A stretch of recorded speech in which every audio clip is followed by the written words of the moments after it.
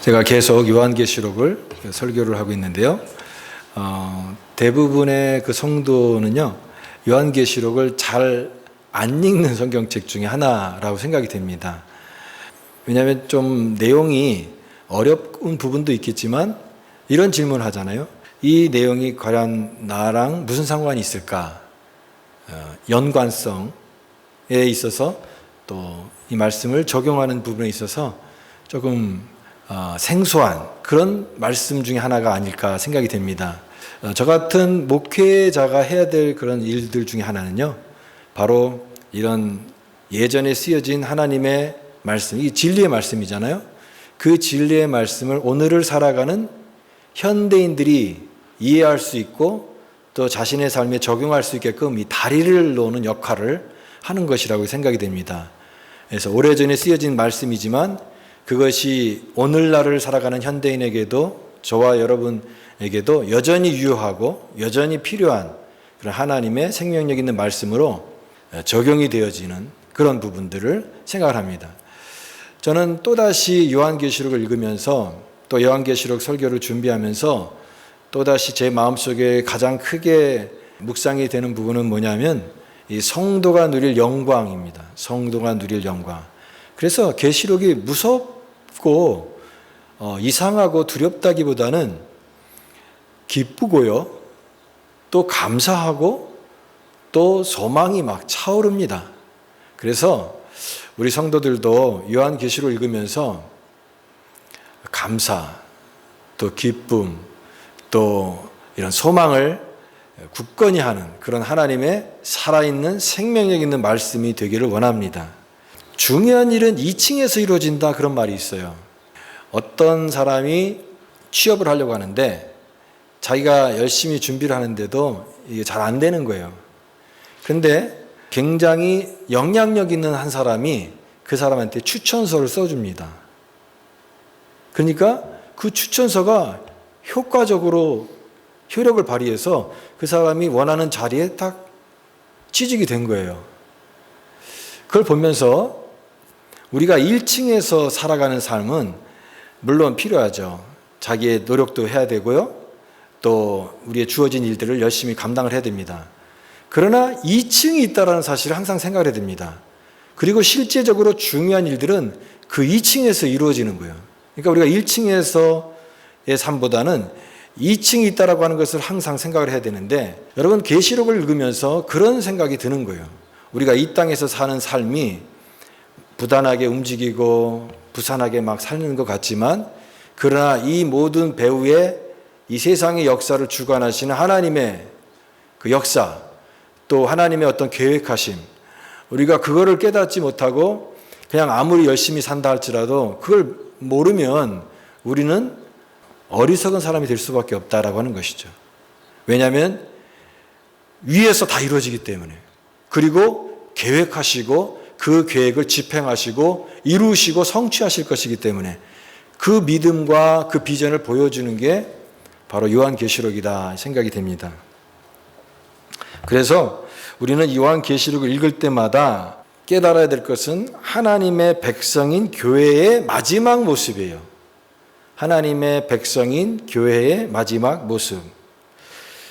교회가 마지막에 큰 승리를 얻게 될 것이다 라고 하는 것이죠. 그것을 보여줍니다. 물론 이 땅의 교회는 평온하지가 않습니다. 항상 우리가 신앙생활을 하고 믿음으로 살아갈 때 이 땅에서 살아가는 동안에는 항상 고난이 있고요, 또 어려움이 있습니다. 또 기독교 역사에 핍박도 많았잖아요. 순교자도 있었고, 많은 어려움이 항상 존재하는 것이 사실입니다. 그러나 그런 어려움이 교회가 갖고 있는 사명을 감당하지 못하게 하지는 못한다고 하는 것입니다. 교회는 아무리 어려움이 있고 아무리 핍박이 있다 할지라도 그럼에도 불구하고 사명을 감당해야 됩니다. 교회에 주신 사명이 무엇입니까? 교회가 갖고 있는 가장 중요한 사명은 이 세상 속에 하나님의 말씀을 선포하는 겁니다. 하나님의 뜻을 세상에 나타내는 거예요. 특별히 우리 그리스도인의 삶을 통해서 하나님이 지금도 이 세상을 다스리시고 우리의 삶의 주관자 되신 창조주 하나님이심을 우리의 삶을 통해서 나타내는 일이 우리 그리스도인의 중요한 사명인 것이에요. 또 교회는 능력을 나타내야 됩니다. 능력. 우리가 성경 말씀을 배울 때 그것을 지식으로만 깨닫고 지식으로만 저장한다면 무슨 소용이 있겠습니까? 그 말씀을 깨달은 말씀을 삶으로 살아내야 되는 것이죠. 그것이 바로 능력을 말합니다. 오늘날 우리 시대는요, 정보가 흘러 넘치는 시대예요. 그러나 홍수에 마실 물이 없다고 하는 말처럼 정보는 많지만 사람들이 진리에는 귀를 닫는 그런 시대입니다. 왜? 너무나 많은 정보가 있으니까. 그래서 참 진리도 그런 많은 정보 중에 하나로 처리하면서 귀담아 듣지 않습니다. 귀가 막힌 시대이고 귀를 닫는 시대에 살고 있어요. 시대가 악해요. 그러나 이런 시대가 악할수록 그리스도인은 주의 말씀에 참된 진리됨을 삶으로 나타내는 노력을 해야 됩니다. 그러면 이런 사명을 감당하기 위해서는 능력이 필요합니다. 능력이 없이 어떻게 사명을 감당할 수 있겠습니까? 능력이 있어야 돼요. 힘이 있어야 됩니다. 그래서 오늘 이 요한계시록 11장을 통해서 특별히 어떤 능력이 필요한지, 그리고 우리가 신앙생활을 하면서 어떤 능력을 구해야 되는지 그것을 먼저 분명히 해야 될 필요가 있습니다. 오늘 말씀에 이 두 증인의 사역을 통해서 우리 그리스도인이 추구해야 될 진정한 능력이 무엇인지를 깨닫는 귀한 시간이 되기를 원합니다. 여기 오늘 11장에 두 증인이 나옵니다. 두 증인. 그런데요, 오늘 이 두 증인이 도대체 누구를 말하는 거냐? 역사적으로 많은 해석이 있습니다. 그래서 두 증인에 대한 해석 때문에 잘못된 신학적 그 노선을 가서 이단이 되는 경우도 있고요. 굉장히 많습니다. 그래서 해석이 분분합니다. 그래서 우리는 먼저 이 두 증인이 누구인지를 먼저 밝히고 시작을 해야 됩니다. 그런데 여기 단서가 나와 있는데 4절에 나와 있는 것입니다. 4절에 그들은 이 땅에 주 앞에 서 있는 두 감람나무와 두 촛대니 그랬죠. 촛대는요, 계시록에서는 교회를 말합니다. 교회. 여러분 요한계시록 우리가 2장 3장에 보면 소아시아 7교회에 말씀하시는 주님의 그 환상이 나오는데요. 거기에 보면은 7 촛대가 있고 인자 예수님께서 주님께서 그 촛대 사이를 다니시는 그 모습이 나옵니다. 그러니까 7 촛대는 교회를 상징한다고 우리가 한다면 여기에 두 촛대라고 하니까 그 7 교회 중에서도 더 추려낸 아주 신실한 하나님의 교회를 대표하는 교회를 말하는 것입니다. 우리가 법정에서도 증인을 세울 때 한 사람 가지고 세우지 않잖아요. 그러니까 어떤 사실에 대한 그 신실함을 증언할 수 있는 최소 단위가 2명입니다. 2명. 그래서 두 증인이에요. 두 증인. 두 증인이 여기에서 하나님의 놀라운 사역을 하는 내용이 바로 요한계시록 11장에 이제 삽입구처럼 이렇게 들어가 있는 겁니다. 그런데요, 이 두 증인은 결국은 교회를 말하는 것이라고 얘기했고요. 교회를 주님께서 보호하시는 그 모습을 볼 수가 있는 것입니다. 여기에 1절 말씀을 보십시오. 내가 지팡이 같은 갈대를 주며 말하기를 일어나서 하나님의 성전과 제단과 그 안에 경배하는 자들을 측량하라. 측량하라. 성전 안에서 경배하는 자들을 측량하라라고 하는 말은 이들을 보호하는, 따로 보호하는 그런 의미입니다. 하나님이 교회를 보호하셔요. 하나님께서 특별히 하나님을 경배하는 자들을 보호하세요. 현실적으로 이 교회는요, 늘 반대자들이 있고요. 기독교 역사에 그 반대자들, 반대의 역사가 있죠. 그 다음에 핍박, 고난이 있습니다. 또 사단이 우리를 가만히 내버려 두지 않습니다.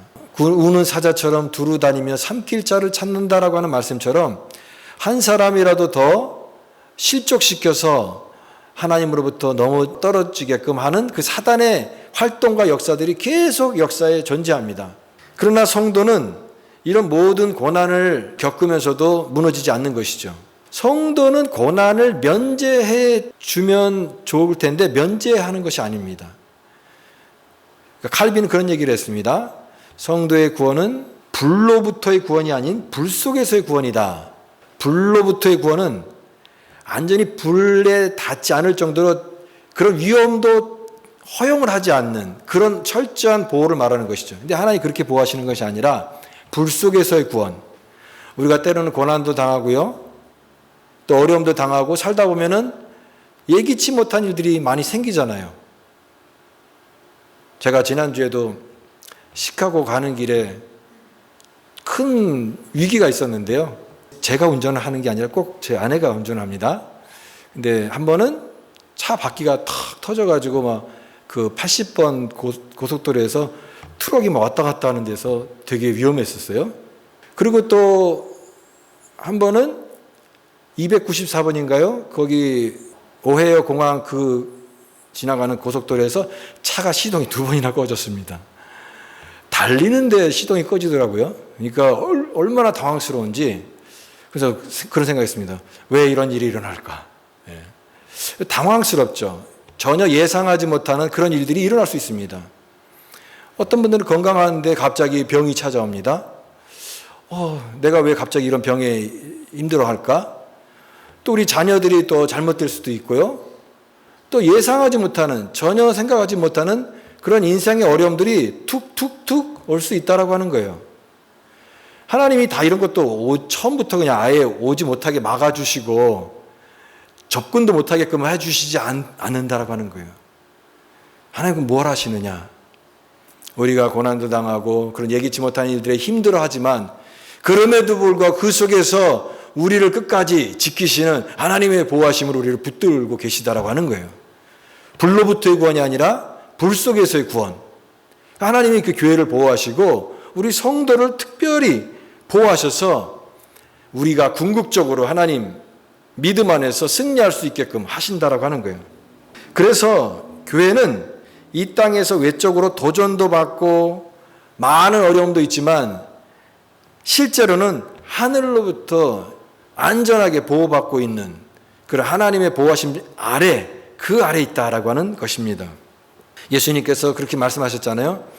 내 교회를 세우리니 음부의 권세가 이기지 못하리라. 내 교회라고 말씀합니다. 하나님 주님께서 내 교회를 세우리니 그 하나님의 말씀의 반석 위에 세워진 교회를 주님께서 붙들어 주시니까 음부의 권세가 감히 이 교회를 무너뜨리지 못하고 성도를 넘어지지 못하게 하는 하나님의 강력한 이 보호하심으로 붙들고 있다라고 하는 거예요. 그래서 이 두 증인은 하나님의 보호 아래 있는 교회를 말하는 것입니다. 바로 우리들이죠. 우리 그리스도인들입니다. 그런데 이 두 증인이 어떤 능력을 가졌느냐라고 하는 것입니다. 두 증인의 사역을 감당하기 위해서는 그러면 권세가 필요한데 그 권세를 주십니다. 여기에 3절 말씀이죠. 내가 나의 두 증인에게 권세를 주리니 그랬습니다. 두 증인에게 권세를 주리니 주님께서 그 두 증인에게 그 사역들을 감당할 수 있도록 이 권세, 어떤 능력을 주신다라고 하는 거예요. 근데 그 능력이 그러니까 주님으로부터는 능력이니까 이 세상에서 가지는 어떤 그런 능력이 아니라 아주 탁월한 엄청 놀라운 그런 능력인 것이죠. 어떤 능력을 여기 소개하고 있냐면 여기 말씀 보십시오. 5절 말씀, 6절 말씀에 보면은 그 입에서 불이 나온다고 그랬습니다. 불. 대적하는 사람들이 있어요.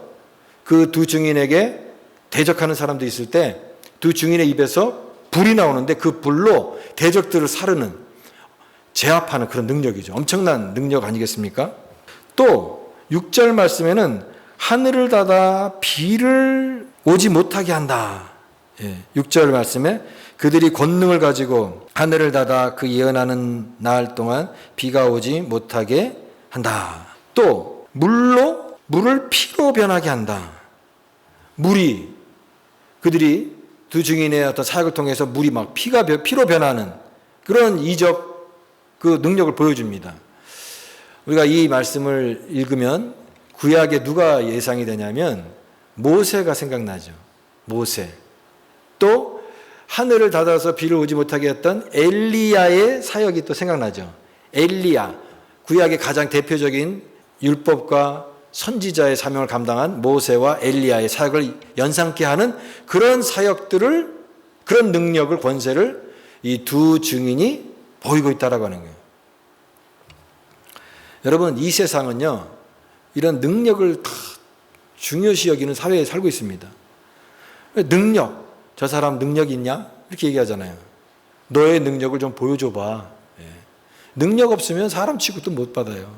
그러니까 다 능력이 있어야 돼요. 다 힘을 갖기를 원하고요. 눈에 보이는 그런 능력이, 저기 말이 된다. 더 설득력 있다. 눈에 보이는 능력을 더 우선시 여겨요.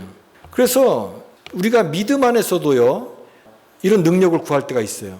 기도함으로써 무슨 어려운 일도 막 해결되고, 또 내가 좀 잘 되고, 어떤 그런 눈에 보이는 사람들이 칭찬할 만한 그런 어떤 눈에 보이는 가시적인 능력을 우리도 신앙의 이름으로 굉장히 추구할 때가 많다라고 하는 거예요.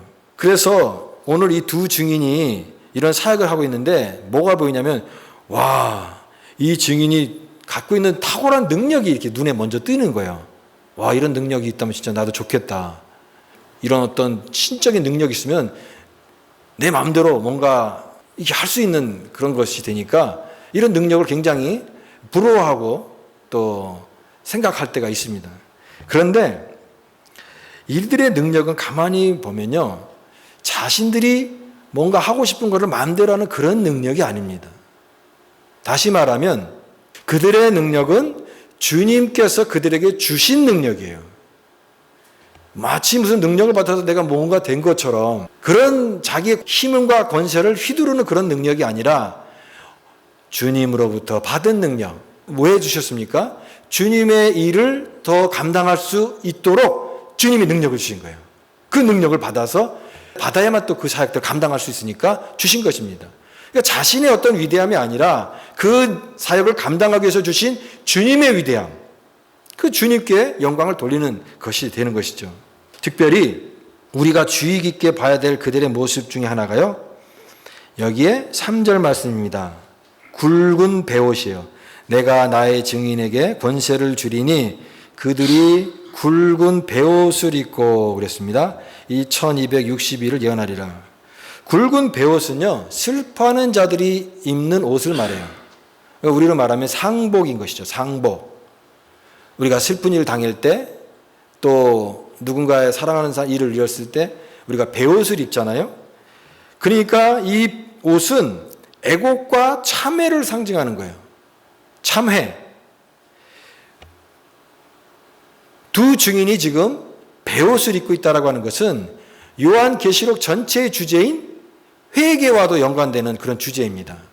요한계시록은 무슨 재앙이 나오고 많은 재앙들이 인, 나팔, 대접 7가지 막 재앙들이 계속 연결되는 시리즈 같이 하는데, 더 중요한 것은요, 이 재앙을 통해서 뭘 하나님께서 우리에게 말씀하시고 싶으냐면 회개예요. 회개. 돌아오라.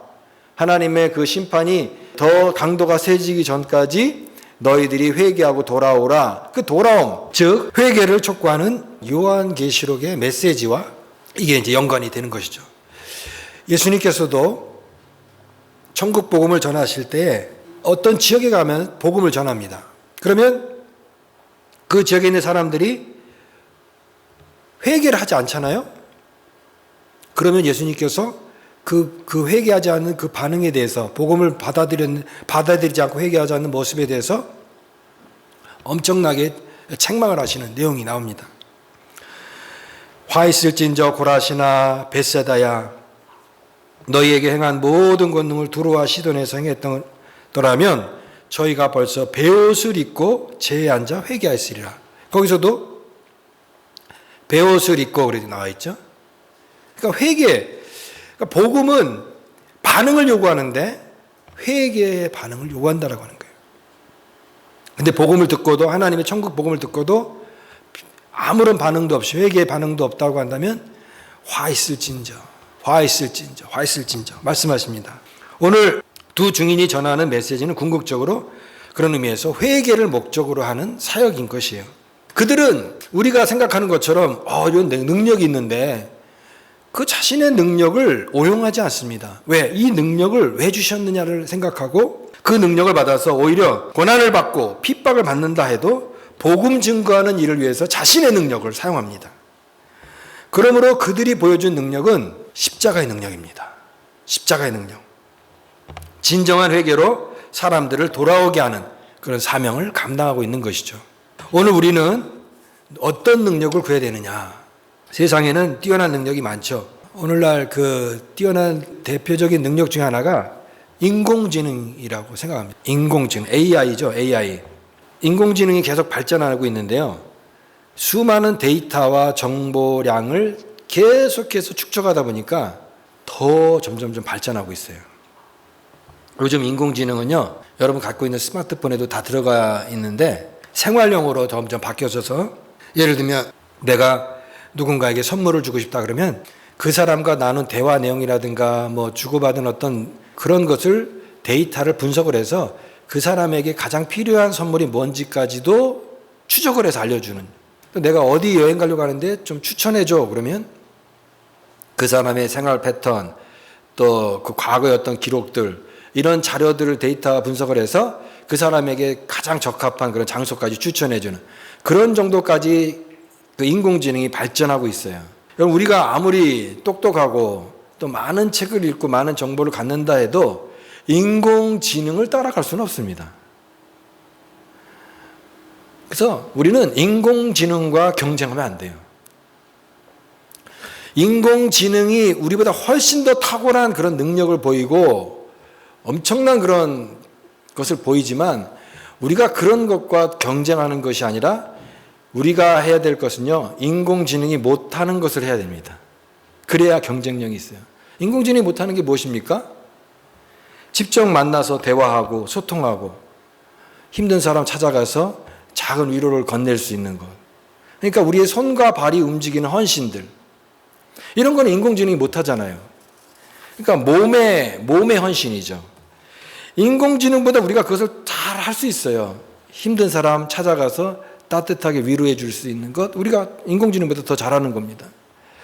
또 누군가가 더 윤택한 삶을 누리기 위해서 알지 못하는 곳에서 희생하고 섬기는 일, 그럼으로써 나의 행복도 있지만 그 다른 사람도 기쁘게 하고 그러면서 전체 공동체를 윤택하게 하는 그 일, 그건 인공지능이 하지 못하는 게 내가 사람이 할 수 있는 거예요.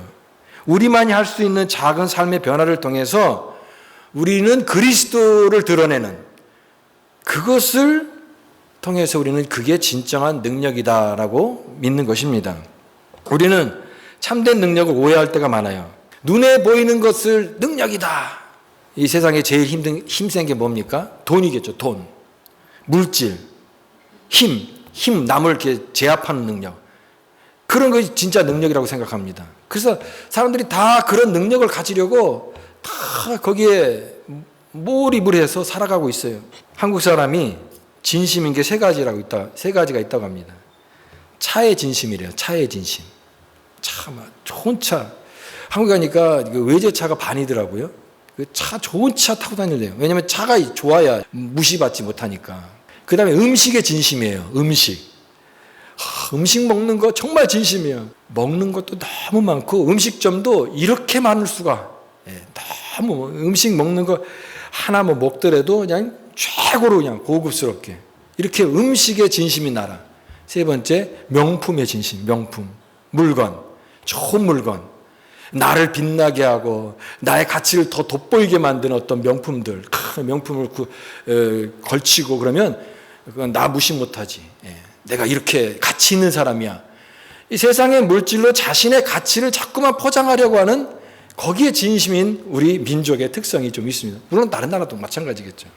더 좋은 차, 더 좋은 음식, 더 좋은 물건으로 자신의 능력을 자랑하고 나타내고 싶어 하는 거예요. 한국에서 은퇴한 분이 그 실버타운에 갔답니다. 그래서 이제는 평온하고 안락한 삶을 조용히 살고 싶어서 은퇴자들이 모인 실버타운에 갔는데 거기서 몇 달 살다가 나왔답니다. 왜 나왔냐? 거기 은퇴하신 분들이 모여 있는데 자꾸만 자식 자랑 얘기하더래요. 자식 자랑, 돈 자랑, 내가 과거에 이랬던 사람이라고 자식 자랑. 그러니까 그런 자꾸 그 얘기를 듣다 보니까 그것도 불편하다라고 하는 거예요. 사람이 나이 들 때까지도 자꾸만 자랑하고 싶어 하는 거예요. 자기 자식 자랑, 돈 자랑, 나 과거에 이런 일 했다고 하는 그 자랑. 우리는 신앙 안에서도 그런 걸 자랑할 때가 많아요. 그러니까 우리의 자랑이 물질에 기반한 어떤 그런 걸 추구하는 그런 모습이에요. 하나님 이런 거 해결해 주세요. 나에게 좀 이런 거 돈 좀 주세요. 내게 또 이런 거 능력 주세요. 그러니까 다분히 하나님의 영광을 위한 것이 아니라 자신의 어떤 것을 드러내려고 하는 그런 능력을 구하고 있지 않는가. 그러나 오늘 두 증인이 보여준 능력은요, 힘을 과시하는 그런 능력이 아니에요. 오히려 자신의 희생을 통해서 다른 일을 섬기는 능력이에요. 자신을 자랑하기보다는 나 자신을 부인하고 십자가를 묵묵히 따르는 능력이에요. 그게 능력인 거예요. 다른 사람을 힘으로 내가 제압하는 게 아니라 오히려 부드러운 힘으로 겸손한 모습으로 그들에게 다가가서므로 그들도 하나님 앞에 회개할 수 있게끔 하는 그런 능력이에요. 여러분, 그런 능력이 다른 사람을 변화시킵니다. 그런 능력이 나 자신도 하나님 앞에서 변화시키는 참된 능력인 줄 믿습니다. 우리가 굵은 베옷을 입을 때 예수 그리스도가 나타나요. 내 능력을 가지고 내가 뭔가처럼 할 때 그리스도는 감춰지지만 내 자신이 베옷을 입고 가장 겸손한 모습으로 그리스도를 드러내게 될 때 그때 하나님의 일하심이 시작이 되고 하나님의 복음이 능력 있게 나타나게 되는 줄 믿습니다. 오늘 진정한 능력을 받아서 우리 자신을 드러내기보다는 예수 그리스도 또 그분의 위대한 복음을 드러내는 것이 오늘 우리의 사명인 줄 믿고 우리도 우리 주님의 신실한 증인으로 하나님 앞에 거룩하게 살아가는 우리 모두가 다 될 수 있기를 간절히 바랍니다.